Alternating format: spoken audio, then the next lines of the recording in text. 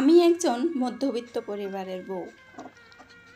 মধ্যবিত্ত পরিবারের বউ হয়ে যে কিভাবে হিসাব করে চলতে হয়, কিভাবে ভালো থাকতে হয়, সেইটা আমি জানি আমার মধ্যে আছে।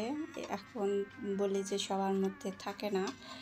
কেউ ভালো থাকতে পারে, কেউ এইসব এই অভাব গরিব এরকম কিছু মেনে নিতে জানে না। মানিয়ে নিতে নিতে আমাদের অনেক কিছু মানিয়ে নিতে হয়। সেই রকমই আমাদের এই মধ্যবিত্ত পরিবারের জীবন। সেখান থেকে যদি আমরা কিছু কিছু করে সঞ্চয় না করি, এই রকম যদি সব সময় যদি খাই করি যে সবটা আমরা খাবই, শুধু কোনো সঞ্চয় বা কোনো রাখার কোনো চিন্তা করব না, সেরকম হলে আর কি এইরকম কিছু করা কোনো কিছু করে উঠতে পারবো না। আমরা কিছু রাখার চেষ্টা করতে হবে, আর ভবিষ্যতের জন্য তো অবশ্যই রাখতে হবে। যা ছেলে মেয়েদের ভবিষ্যৎ আমাদেরই তো দেখতে হবে, তাহলে ছেলেমেয়েরা তো ভবিষ্যৎ এখন তো বুঝবে না যে তারা কি করবে না করবে, সেটা আমাদেরই দেখে দিতে হবে। আর যাই করি না করি, ছেলে মেয়ে হয়েছে যখন, তাদের ভবিষ্যৎটা আমাদেরই সিকিউর করে দিতে হবে। সেইভাবে সেই আন্দাজে আমাদেরও টাকা জমা করতে হবে, যে বাচ্চা কাচ্চা আছে তাদের ভবিষ্যতের জন্যে। আমরা তো মধ্যবিত্ত পরিবারের চিন্তা করি যে আনবো আর খাবো, কি আর জমা করবো, কয় টাকা আবার জমা করতে পারবো। জমা করলে অনেকভাবে জমা করা যায়, যে এটা আর কি মাথায় অনেক সময় অনেক কিছুই আসে না যে কিভাবে কি করব। আমরা অনেকভাবে টাকা সঞ্চয় করতে পারি যদি মাথা খাটিয়ে কাজ করতে পারি। আমাদের একটু মাথাটা খাটিয়ে কাজ করতে হয়, যেহেতু অনেক টাকা পয়সার অভাবের মধ্যেই অনেক সময় থাকতে হয়। যে হিসাব করে চলা, অনেকেই জানে না যে হিসাব করে চললে যে অনেক কষ্ট করে চলে যে একটু ভালো থাকা যায়। এক সময় আমাদের খাইতে বেশি খাওয়াও যায়, আবার এক এক সময় কম খেয়েও থাকতে হয়। এইভাবে আমাদের চলতে হয়। ভবিষ্যতের চিন্তা করে আমাদের অনেক কিছু মেনে নিতে হয়। অনেক সময় আমরা কি করি যে এটা আমাদের কাজে লাগবে না, সেটাও আমরা করি। সেই রকমই যে একজনের দেখা দেখি যে আরেকজনে বলবো যে ওর এত কিছু আছে আমার নাই কেন, সেই রকম কিছু করা যাবে না। মধ্যবিত্ত পরিবারের বউ হয়ে যে অনেক কিছু কন্ট্রোল করে রাখতে হয়, সেটা শিখতে হয়, কন্ট্রোল করাটা শিখতে হয়। আমরা তো কন্ট্রোল করতে জানি না, একজনেরটা দেখে আরেকজনে হিংসা করি যে ওর আছে আমার নাই কেন, আমারও করতে হবে। সেই ধারণাটা পাল্টাতে হবে যদি ভালো থাকতে চাই।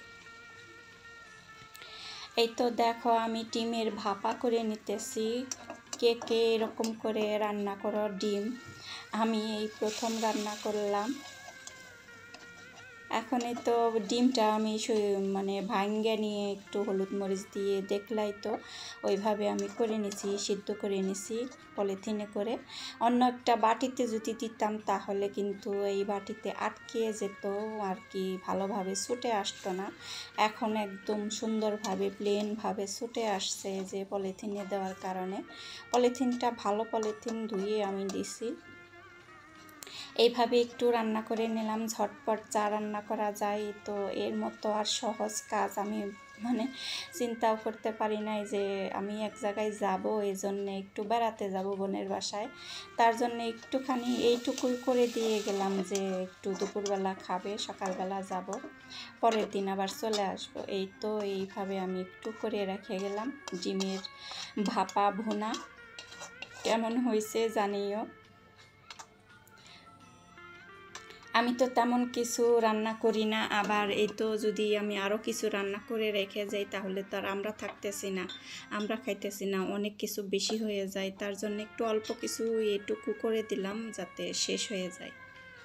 এখনই তো আমি তো বেড়াতে যাব, এই জন্যেও চিন্তা করলাম যে রান্না হয়েছে, এখন চুলাটা পরিষ্কার করে দিই। যে কথায় ছিলাম, আমরা যে টাকা জমা করতে পারবো কিভাবে, আমরা অনেক কিছুই সংসারের জন্য করতে পারি। হাতে মানে মধ্যবিত্ত বউদের হাতে টাকা জমা করা মানে টাকা থাকা কোনো সাধারণ ব্যাপার না, এটা অনেক বড় ব্যাপার। টাকা জমা করা মানে অনেক কঠিন একটা কাজ, যেহেতু আমাদের সবসময় টাকার প্রয়োজন পড়ে, সেইখানে আমাদের রেখে কাজ করা যে আমাদের পক্ষে অসম্ভব।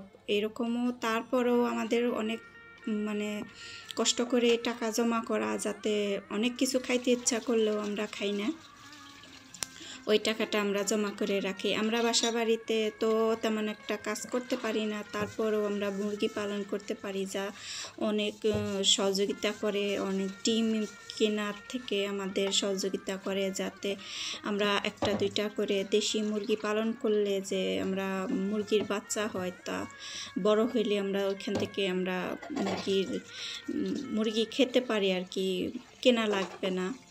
ওইটা আমরা আর কি ফ্রেশ একটা খাবার খাবো, ডিমটাও ফ্রেশ থাকবে আবার মুরগিটাও ফ্রেশ থাকবে। তার জন্যই বলি যে বাসা বাড়িতেও আমরা মুরগি পালন করতে পারি, অনেকেই করে, সুন্দর দেখতে ভালোই লাগে, অনেকগুলা করে ডিম হয়। তারপরে আবার গ্রামের বাড়িতে তো অসাধারণ সুবিধা থাকে, সবাই গরু পালন করতে পারে, ছাগল পালতে পারে, তারপরে হাঁস মুরগি অনেক কিছু পালা যায়, যদি একটু ইচ্ছা শক্তি থাকে, ইচ্ছা করে সব কিছু করতে হবে। সেইখানে তো আমাদের যে অলসতা, আমরা কাজ করতেই পারি না, এখন কাজ করতেই জানি না, মন চাই শুধু মোবাইল নিয়ে বসে থাকি।